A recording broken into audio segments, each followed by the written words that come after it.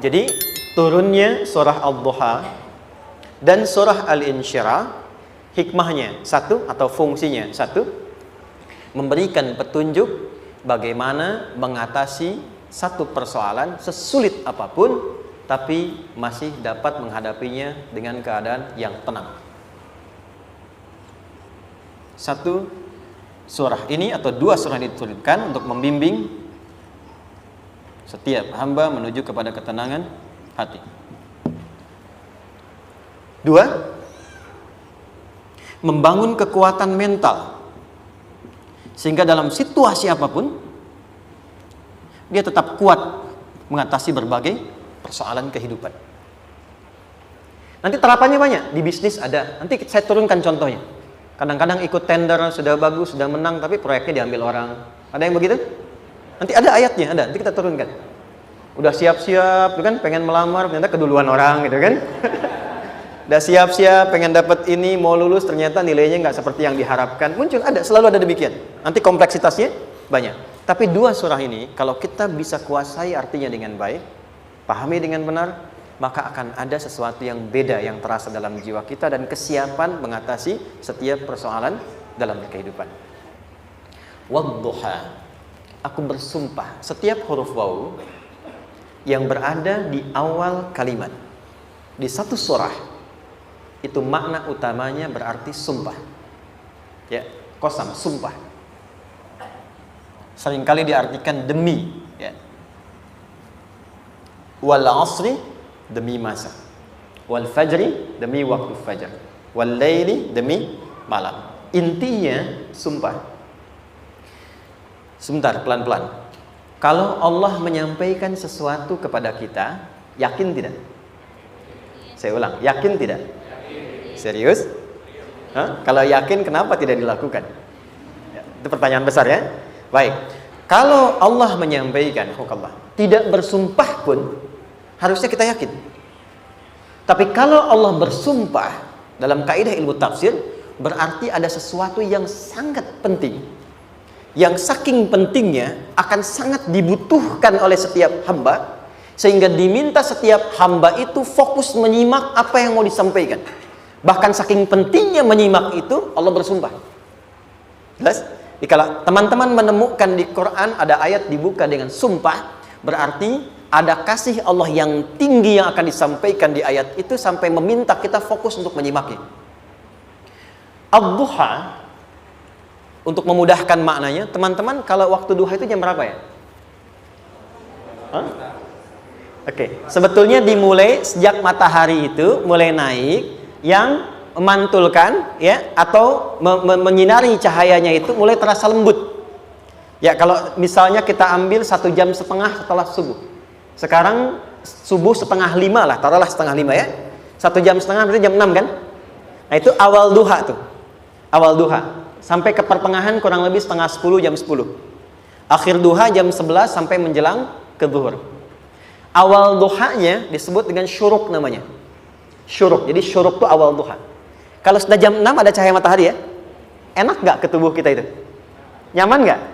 Jam 8 enak nggak kalau berjemur ya? Jam 9 enak ya? Nah, ini kata kiasan dalam bahasa Arab. Kalau kita merasakan sesuatu yang enak, nyaman, memberikan manfaat yang banyak, itu orang Arab sering memberikan kiasan dengan waktu-waktu tertentu, di antaranya duha. Jadi kalau kita menemukan kalimat duha, jangan langsung diartikan ke waktu duhanya. Boleh jadi yang diinginkan adalah makna di balik itu, yaitu semua kenikmatan dan kenyamanan yang didapatkan. Cara mengartikan ini, wadduha, aku bersumpah, kata Allah, ya Muhammad, demi semua kenikmatan yang kau rasakan dalam hidup, seperti engkau merasakan kenikmatan cahaya duha itu. Jelas? Wal laili idza saja, dan aku bersumpah, al-lail, lail itu apa? Malam. Baik, lail turunannya, layali jamaknya, lela, lili, lala, itu malam. Jadi kalau ada ibu leli, ibu malam-malam ya. Lail. Oke. Lail itu malam. Malam gelap nggak? Gelap. Tapi kalau gelapnya gulita, tidak ada cahayanya, gelap betul gitu. Gelap ya. Misalnya sedang kita dapati misalnya satu momentum padam lampu, padam semua, dan pas gerhana misalnya gelap sekali. Nah, itu bahasa Arabnya disebut dengan saja namanya. Ya, saja. Walaili idza saja. Dan malam apabila telah gulita. Zaman Nabi kan gak ada lampu. Ya, belum ada PLN, ya, dan seterusnya. Jadi gelapnya betul-betul gelap. Saya mau tanya sebentar. Biasanya kalau situasi gelap itu mudah nggak menemukan benda tertentu? Melangkah mudah atau sulit? Tidak mudah untuk dilakukan, kan? Dalam bahasa Arab, kalau kita ingin mengungkapkan satu kegamangan yang luar biasa, sampai kita merasakan gelap dan sulit melangkah, bukan hanya karena nggak ada cahaya, mungkin karena ada pekerjaan tertentu yang menyulitkan, masalah tertentu yang menyulitkan, sehingga merasa seakan-akan kita tuh gelap, makan nggak enak, melangkah susah. Pernah nggak merasakan situasi yang saking beratnya satu beban itu seakan-akan makan nggak mau, melangkahnya berat, ada vertigo, kadang-kadang pusing? Pernah merasakan itu? Itu bahasa Arabnya walaili idza saja. Perhatikan kalimatnya, ya Muhammad sallallahu alaihi wasallam, aku bersumpah demi semua kebahagiaan dan kenikmatan yang engkau pernah raih seperti merasakan kenikmatan cahaya Tuhan. Dan mungkin persoalan hidup yang pelik yang membuat engkau merasakan kesulitan seakan-akan merasa di suasana gelap yang gulita. Ma wadda'aka rabbuka wa ma qala. Tanamkan dalam jiwamu yang paling dalam, aku tidak akan pernah meninggalkanmu. Kalau di Quran ada ayat menyebutkan, tidak spesifik orang yang disebutkan dan kapan kejadiannya, maka peristiwa itu akan terjadi dan dialami oleh kemungkinan generasi berbeda di setiap masa dengan tokoh berbeda tapi perasaan yang serupa.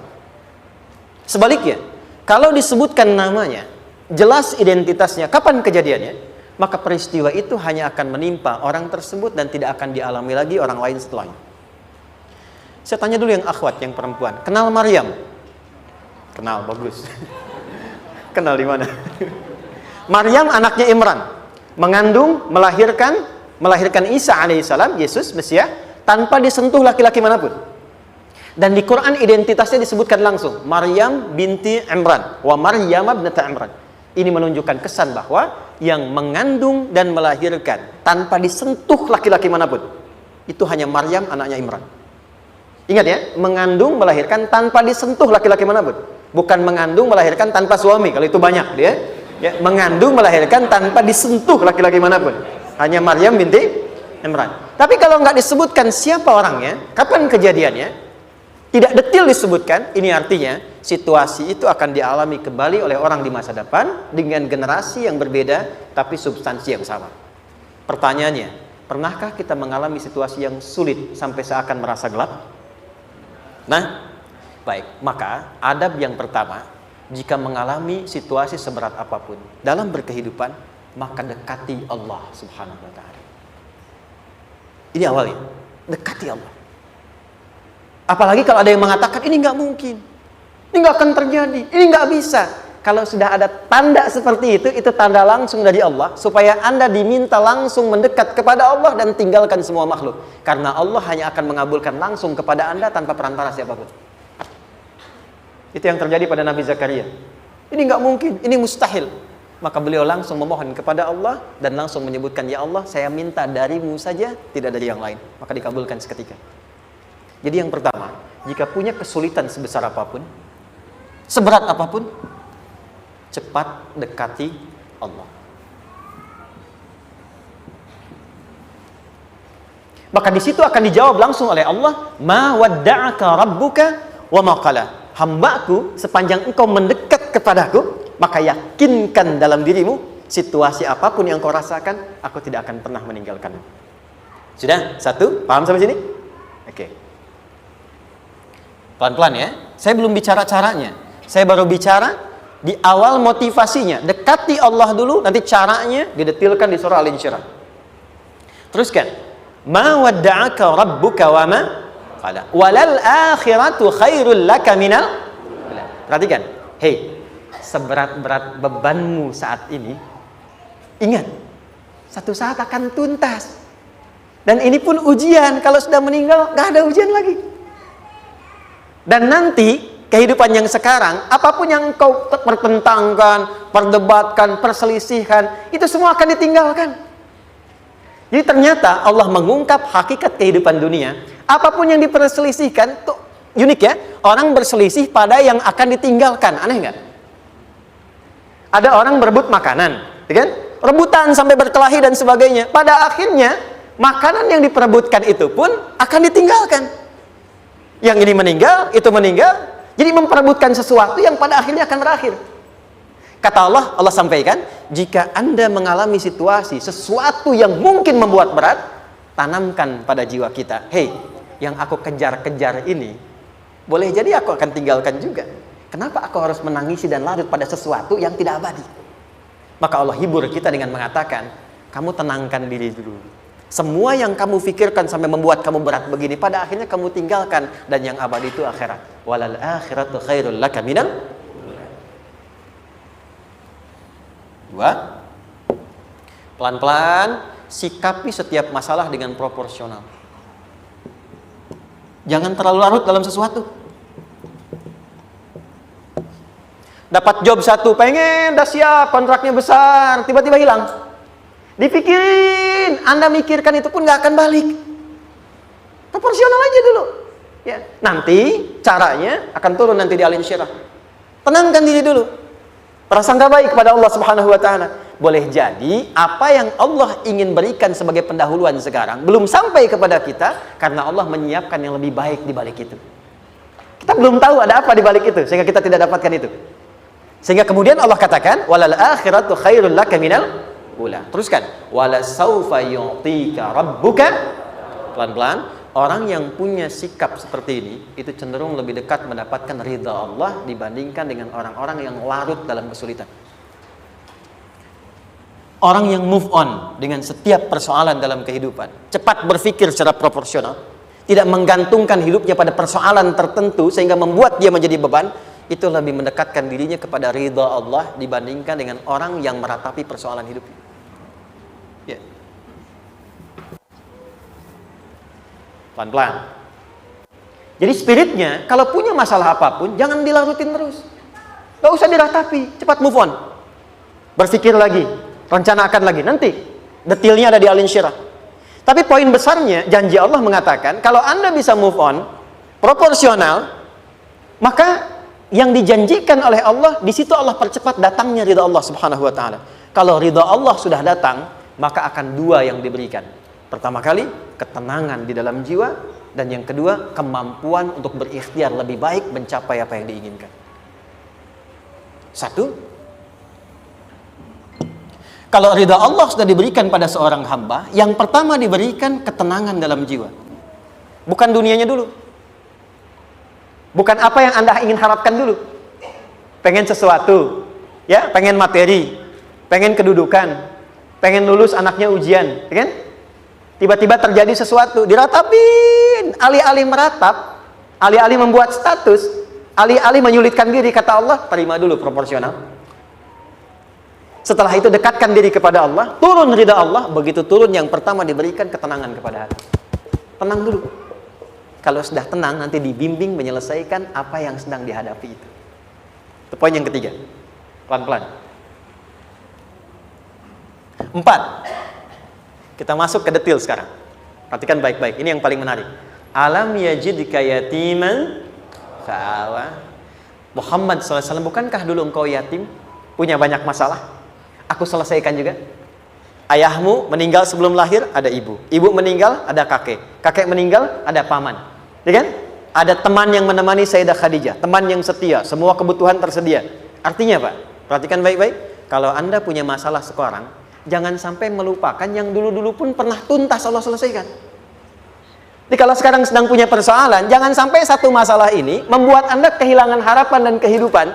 Sementara Anda sadar dulu pun banyak masalah kok selesai juga. Kenapa dengan yang satu ini kita harus jatuh? Sekarang usia berapa? 20, 30, 40, 50. Sekarang usia 50 tahun, ada masalah, baru 5 menit datang sudah merasa jatuh. Yang 50 tahun ke belakang yang banyak selesai itu kita nilai atau tidak? Maka kata Allah, seperti yang dulu pernah aku selesaikan ribuan masalah itu, yang sekarang pun mudah aku tuntaskan. Jelas? Nah, secara psikologi, orang-orang yang selalu bertindak seperti itu akan selalu punya harapan lebih tinggi untuk menyelesaikan persoalannya. Jadi kalau sedang punya masalah, pikirkan yang dulu juga selesai, masa yang sekarang nggak selesai. Itu prinsipnya. Secara psikologis demikian. Jelas ya? Oke. Wa wajadaka dhallan fahada. Muhammad, dulu engkau pernah mengalami melihat masyarakat banyak berbuat yang tidak baik, aku berikan petunjuk. Kuncinya fahada di situ.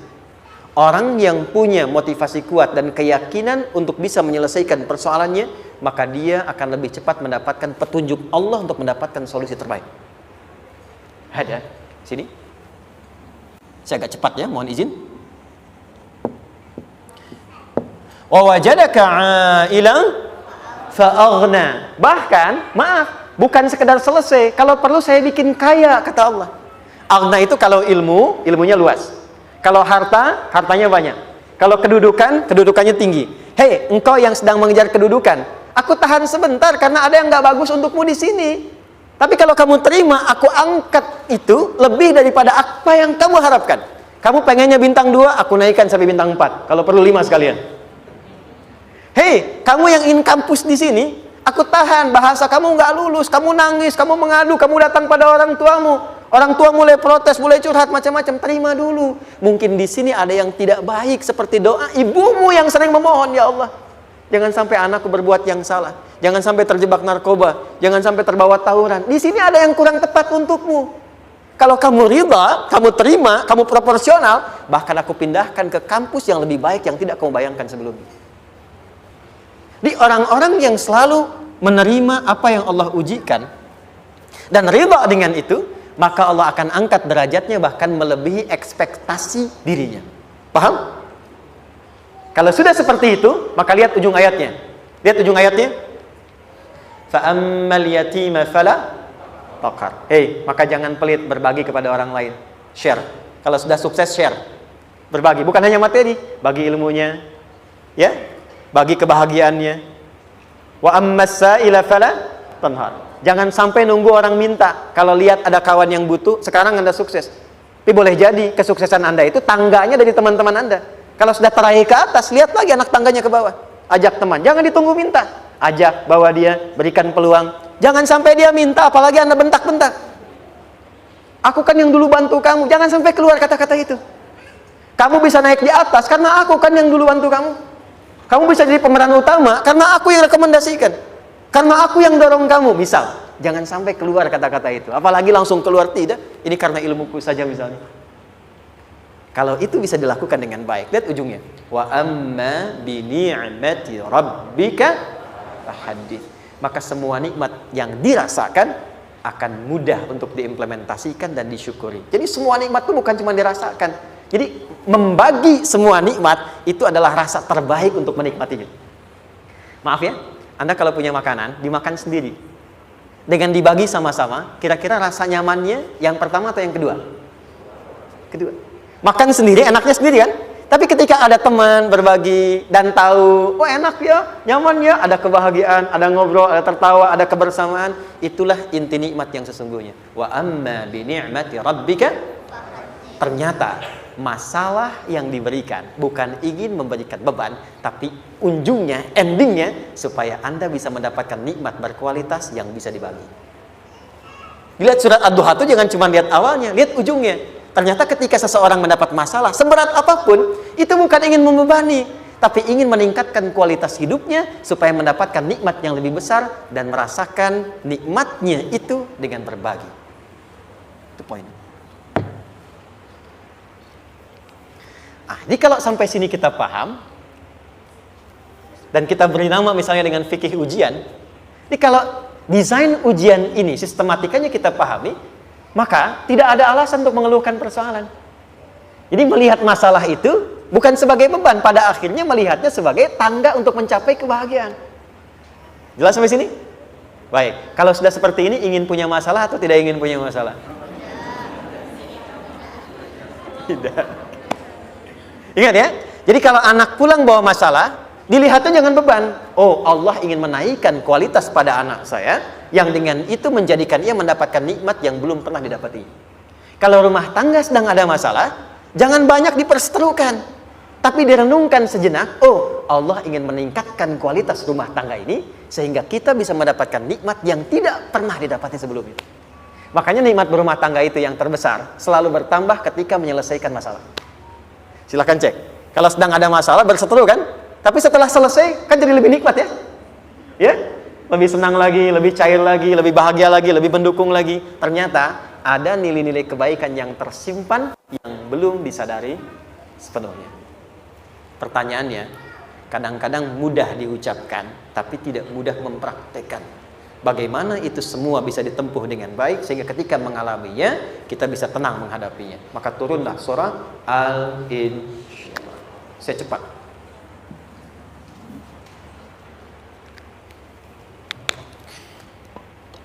Teman-teman, ini apa? Kelas ya? Baik, pelan-pelan sedikit. Kira-kira volumenya besar kecil? Kecil ya? Baik. Kalau saya bandingkan dengan gayung, volumenya besar mana?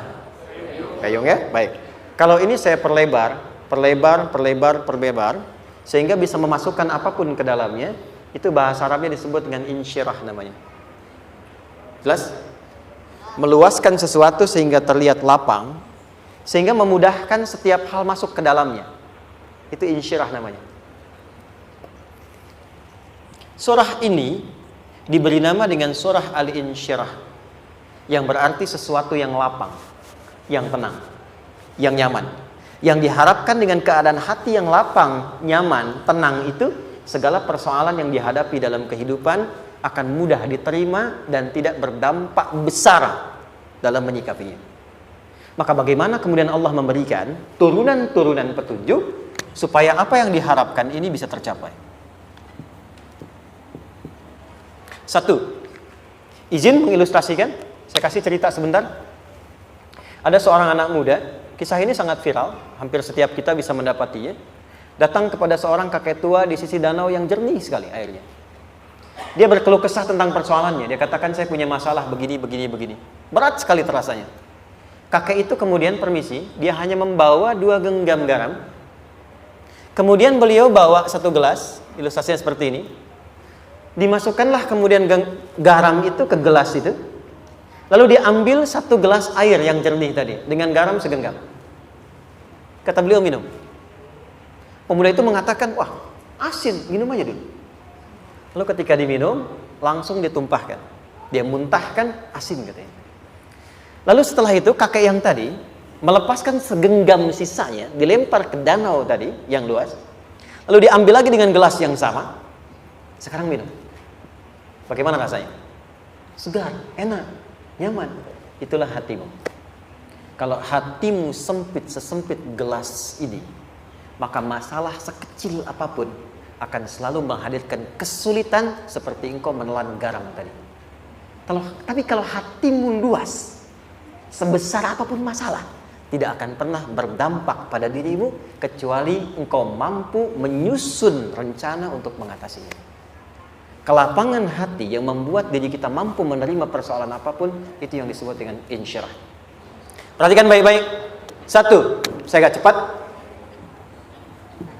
Ini ditafsir langsung, turun Al-Insyirah. Yang pertama, alam nashrah laka sadrak wa wada'na kawizrak alladhi anqadha dhahrak. Tahan sampai sini dulu, 3 ayat. Saya mulai dari ayat kedua dan ketiga. Perhatikan baik-baik.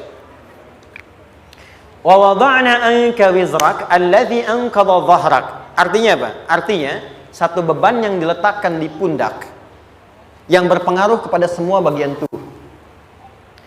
Kita pernah melakukan atau melihat yang angkat beban ya? Beban kan semakin berat diangkat, semakin terasa ke bagian-bagian tubuh ya, ke semuanya. Nah, itu namanya wizrak alladzi anqadha dhahrak. Beban yang dipikul yang berat sekali sampai semua merasa. Makanya jadi satu ungkapan dengan mengatakan dia sedang memikul beban yang sangat berat. Sampai kepalanya pusing, tidur nggak nyaman, miring kanan, miring kiri. Itu namanya ya alladzi anqadha dhahrak. 1. Saya percepat, akan ada satu masa dalam hidup setiap hamba merasakan satu persoalan yang seakan-akan beban berat yang dipikul sampai merasa kesulitan dari ujung kepala sampai ujung kaki. Siapapun itu. Jujur ya, setiap kita tanyakan pada diri sendiri. Setiap kita yang ada di sini, saya yakin pasti pernah atau bahkan akan mengalami satu peristiwa yang merasakan beban berat sampai seakan-akan ujung kepala sampai ujung kaki merasakan sakitnya. Ada yang sudah mengalami atau bahkan nanti akan ada yang melalui. Perhatikan baik-baik. Teruskan ayatnya. Wa rafa'na laka. Perhatikan. Kalau ada yang sedang merasakan itu, yakinlah kata Allah, pada saat itu sesungguhnya Allah sedang mengangkat derajatnya dan meningkatkan kualitas hidupnya untuk mencapai sesuatu yang istimewa yang belum pernah diraihnya. Dari sini kita buat persamaan. Ujian. Tadi kan? Berbanding lurus dengan harapan. Banding lurus dengan solusi nanti pada akhirnya. Fokus. Lulus di sini, insya Allah setiap persoalan akan lebih mudah untuk diatasi. Ujian, seberat apapun yang sedang kita alami, tidak akan pernah diberikan kepada kita oleh Allah, kecuali ternyata hikmahnya untuk mengabulkan harapan-harapan besar yang sebetulnya kita mintakan. Jujur ya, setiap kita kan sering punya permohonan ya, sering berdoa ya, ya Allah minta ini, minta itu, minta ini, minta itu, gitu kan? Nah, cara Allah mengabulkan harapan kita itu, yang pertama, jalurnya lewat ujian. Karena semua kesuksesan itu, desain dasarnya adalah melewati ujian. Coba, anak-anak kita yang sedang sekolah itu, apa mungkin diwisuda dengan penuh kebahagiaan kalau nggak mengalami ujian? Lewat ujian dulu kan? Dia belajar dulu, ujian dulu, ngatasin soal dulu, lulus, baru wisuda. Apakah mungkin akan dapat IPK 4 yang diharapkan kalau tidak mengalami ujian? Belajar dulu, ya kan? Ada waktu, sempat dia bangun malam, siang, dan seterusnya, belajar, keringat, dan sebagainya, baru bahagia kan? Dan ternyata belajar itu untuk diwisuda. Sebab kalau kita tidak belajar, mustahil dapat wisuda. Kalau tidak lewat ujian, mustahil dapat ijazah. Karena ternyata harapan itu, hukum dasarnya dalam berkehidupan, bisa diraih dengan melewati ujian. Ini poinnya. Jadi mohon, kalau sedang mengalami sebuah peristiwa, dan kita harus menghadapi itu, coba renungkan. Sebetulnya pernah berdoa apa sampai kita mengalami itu, sehingga dengan jalan itulah sebetulnya Allah ingin mengabulkan harapan yang dulu pernah kita mintakan. Jelas? Oke, satu. Yuk turunkan rumusnya pelan-pelan. Quran surah kedua ayat 286. Ini kesini dulu baru nanti kita balik lagi. 2 Al-Baqarah ayat 286. La yukallifullahu nafsan illa usaha. Tahan sampai sini. Lihat baik-baik. Hukum yang pertama. Hukum pertama. Allah tidak mungkin menguji seorang hamba di luar batas kemampuannya. Jadi kaidah yang pertama tadi, kalau kita sedang diuji, sebetulnya ada harapan dan doa yang pernah kita mohonkan dan Allah ingin mengabulkan itu, jalan pertamanya lewat ujian. Tapi adilnya Allah, tidak akan pernah kita diuji kecuali sesuai dengan kemampuan kita. Jadi kalau nggak mampu, nggak mungkin diberikan ujian. Ingat ya, kalau tidak mampu, tidak mungkin diberikan ujian. Artinya harapan yang kita mohonkan pun akan sesuai dengan kemampuan kita. Jadi kalau kita minta sesuatu nggak mungkin bisa menggunakannya, nggak akan dikasih. Nah, balik ke sini untuk memberikan ketenangan kepada hati kita. Kalau sedang menerima persoalan, setelah kita mengatakan, oh ini mungkin ada harapan yang ingin saya dapatkan, jalannya lewat sini. Untuk memberikan ketenangan kepada hati, begitu persoalannya tiba, langsung katakan pada diri kita, saya pasti bisa menjalaninya. Mustahil saya diuji kalau nggak mampu menjalaninya. Itu bahasa singkatnya. Ingat ya? Kalau ingin mudah menyelesaikan persoalan, kata Quran, setiap ada ujian, langsung katakan pada hati kita, insya Allah bisa. Nggak mungkin saya diuji kalau saya nggak sanggup. Jelas? Dan tanamkan itu pada hati yang paling dalam. Ini nggak mudah. Kalau cuma disimpan di pikiran, jadi beban. Tapi kalau Anda tanamkan dalam hati, seberat apapun masalahnya, pasti saya sanggup, pasti saya bisa. Korea, kenapa bisa nyusul Jepang? Salah satunya, waktu Jepang itu maju, setiap di Korea itu ditanamkan dari mulai anak-anak TK-nya. Kita harus daripada Jepang, harus lebih daripada Jepang, harus lebih daripada Jepang. Sejak anak-anaknya TK. Sejak anak-anaknya TK. Itu ditanamkan betul. Kita bisa, kita dari tekad. Sehingga ketika di sana bikin Honda, sini Hyundai. Hyundai kan dibacanya Hyundai, ya kan? Sana Honda, sini Hyundai gitu. Di apapun yang dibuat Jepang, Korea harus lebih unggul. Itu ditanamkan dari awal. Bisa, bisa, bisa. Kita itu sekarang punya ayatnya. Jadi kalau sedang punya masalah seberat apapun, katakan pada diri kita, insya Allah bisa. Gak mungkin diuji kalau nggak sanggup. Bisa insya Allah. Bisa. Kenapa mah? Bisa. Jelas? Oke. Sudah di situ teruskan. Lanjutkan. Warafa'na laka dzikra. Teruskan. Fa inna ma'al usri. Nah, ini poin terbesarnya. Fa inna ma'al usri yusra. Fa huruf yang menunjukkan sesuatu berlangsung dengan cepat. Inna di ilmu nahwunya berbunyi begini, di gramatikal bahasa Arab. Harfun nasbin wa taukidin.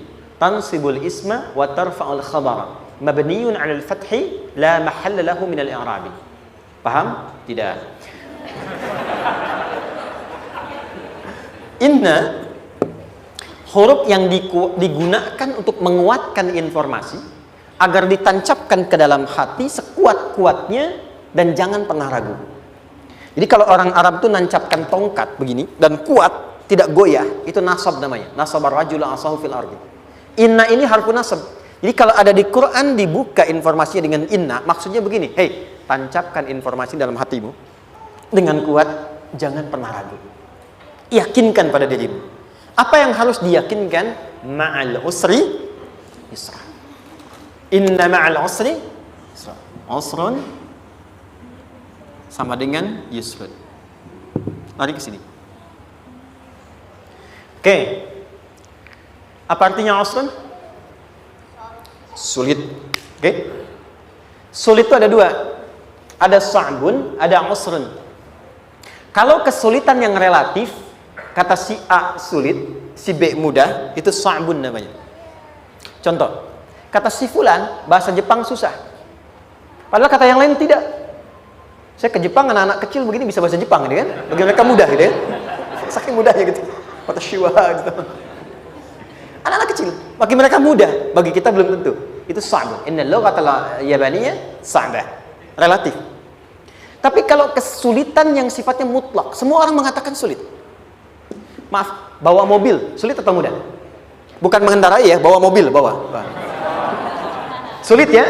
Sulit ya? Baik, sepakat sulit semuanya. Nah, itu dalam bahasa Arab dikenal dengan usrun. Kesulitan yang semua sepakat bahwa itu susah. Sulit, semua sepakat. Dan ketika ada orang bicara, aku sedang punya masalah begini. Semua mengatakan, wah itu nggak mudah, itu nggak mudah. Itu usrun namanya. Lawannya, kemudahan yang relatif disebut sahlun. Tapi kemudahan yang semua sepakat bahwa itu mudah, itu yusrun namanya. Mengangkat spidol, semua mengatakan mudah, ringan. Itu yusrun namanya. Perhatikan, Allah tidak memasangkan sa'bun dengan sahlun, tapi memasangkan usrun dengan yusrun. Orang-orang yang punya keyakinan kuat, setiap persoalan itu akan selesai. Dan dia mengatakan pada dirinya, aku bisa melewatinya. Maka, perhatikan kalimatnya kata Quran. Inna ma'al usri yusran. Sesulit apapun masalah yang sedang dia alami, maka Allah akan datangkan solusi semudah-mudahnya yang bisa dia nikmati. Dengan kata lain, kalau kita bawa ke bahasa psikologi, kalau sedang menghadapi persoalan seberat apapun, selain kita mengatakan, ini pasti bisa saya lalui, saya insya Allah sanggup mengatasinya, katakan pada diri kita, ini pasti selesai. Pasti ada solusinya, pasti mudah. Katakan, walaupun memang solusinya belum datang, tapi tenangkan pada diri kita dengan mengatakan, inna ma'al usri yusra. Bahasa psikologinya, katakan pada diri kita, ini pasti selesai. Gak mungkin gak selesai, pasti ada solusinya, pasti mudah. Itu lebih memberikan harapan pada diri kita untuk menuntaskan persoalan dibandingkan dengan meratapinya. Jelas? Teruskan. Fa inna ma'al usri. Kalau masih ragu kata Allah, katakan lagi sekali lagi. Sampai hati kita merasa nyaman. Jadi kalau sedang punya persoalan seberat apapun, tanamkan pada diri kita, pasti selesai. Belum nampak, insya Allah pasti selesai. Gak mungkin diuji kalau nggak ada solusi. Itu lebih memberikan harapan. Setelah itu, fa idza faraghta, mitigasi masalahnya, mitigasi persoalannya. Tuliskan Ini masalahnya apa? Rumah tangga. Apa saja misalnya, dia ada suami, ada istri, ada anak-anak. Masalah ada di mana? Kadang-kadang benangnya jadi kusut karena satu-satu nggak segera diselesaikan. Maka kata Al-Quran, فَإِذَا فَرَغْتَ, satu-satu mitigasi dulu. Satu masalah di sini, lihat di suami, lihat di istri. Kalau pekerjaan, masalahnya apa? Sebelum bercabang kemana-mana, petakan. Apakah rekanannya? Apakah relasinya? Apakah kemampuannya? Apakah manajerialnya? Apakah marketingnya? Mitigasi, kotaki semua, selesaikan satu-satu. Setelah itu, apa yang dilakukan? Wa ila rabbika, tawakal sepenuhnya kepada Allah untuk menentukan hasilnya. Tawakal itu yang paling mahal.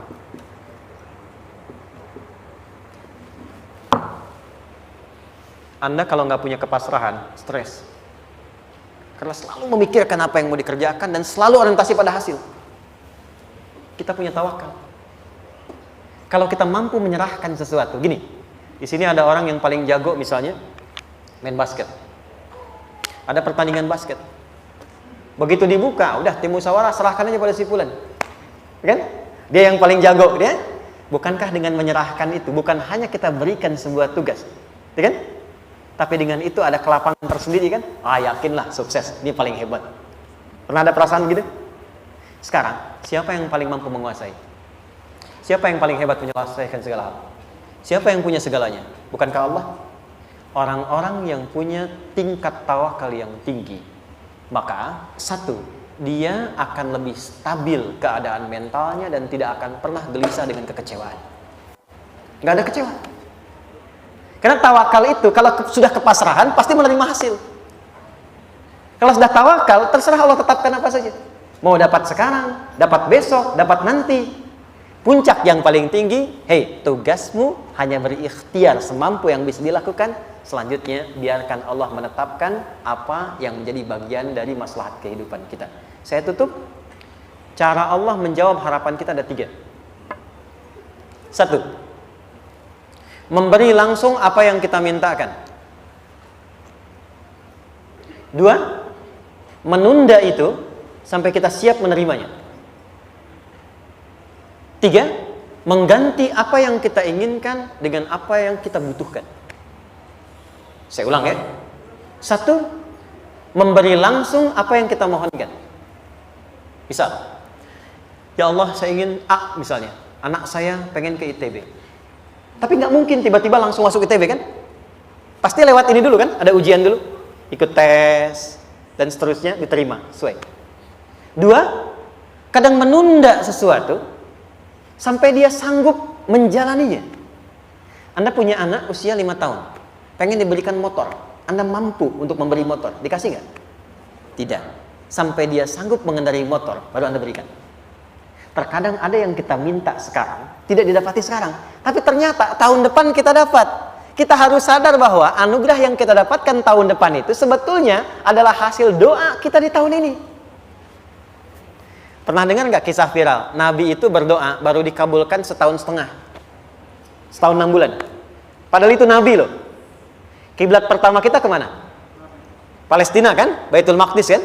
Nabi berdoa, mohon terus nengok ke langit. Al-Baqarah 144, minta, jawabannya turun setelah setahun setengah. Setahun 6 bulan. Ada yang mengatakan di tafsir setahun 8 bulan. Baru dikabulkan setelah setahun setengah. Padahal kurang soleh apa Nabi? Nabinya siap, mungkin umatnya yang belum siap. Nabinya siap, tapi ada tantangan di masyarakat yang tidak mudah, yang mungkin bisa meruntuhkan dakwah. Baru dikabulkan setahun setengah. Ketika semua umatnya sudah bisa siap menerima itu. Boleh jadi apa yang diminta orang tua sekarang terkabulnya mungkin belasan puluhan tahun pada anaknya yang nomor sekian. Tahu Imam Syafi'i? Imam Syafi'i itu kan nama aslinya Muhammad. Bapaknya Idris, kakek yang ke atas yang ketiga namanya Syafi'i. Kenapa disebut Imam Syafi'i? Dinisbatkan pada kakek yang ke atasnya. Ternyata kakeknya ini seorang ulama besar, saleh, memohon kepada Allah, setiap di keturunannya ada yang bisa menggantikan lebih soleh, lebih baik lagi. Ternyata yang didapatkan bukan dari anaknya, tapi generasi keturunan yang kesekian. Anda belum sekarang bisa hafal Quran. Misalnya, Anda bermohon, berdoa, boleh jadi yang hafal, mungkin bukan di anak, bisa di cucu, bisa di bagian keluarga yang lain. Maka, terkadang tawakal itu tidak hanya memberikan hasil yang cepat, tapi memberikan keindahan yang terasa tertunda tapi melengkapi kebahagiaan yang dirasakan. Penutupnya, boleh jadi minta ke ITB, diterimanya di Unpad. Minta motor, dapatnya mobil, kalau itu senang luar biasa. Minta mobil, dapatnya motor, gitu kan? Ternyata kadang-kadang desainnya yang terakhir, saya tutup, Allah mengabulkan apa yang kita butuhkan, bukan apa yang kita inginkan. Anak Anda sakit, dibawa ke dokter, kata dokter jangan dulu makan jeruk. Maka Anda pulang, dia minta jeruk, Anda berikan apel. Saya nggak mau apel mah, saya pengennya jeruk. Nggak apa-apa nah, ini apel rasa jeruk misalnya kan. Anda berikan. Ternyata apa? Bukan ingin menyakiti dan tidak mengabulkan keinginan anak, tapi lebih memberikan apa yang dia butuh. Kadang-kadang maaf ya, teman-teman mintanya proyek A, udah capek, di situ nggak dapat, dapatnya di yang lain. Teman-teman, itu Allah berikan sebetulnya hasil ikhtiar Anda yang sebelumnya. Cuma dikasih yang lebih baik, yang tidak Anda pernah bayangkan maslahat.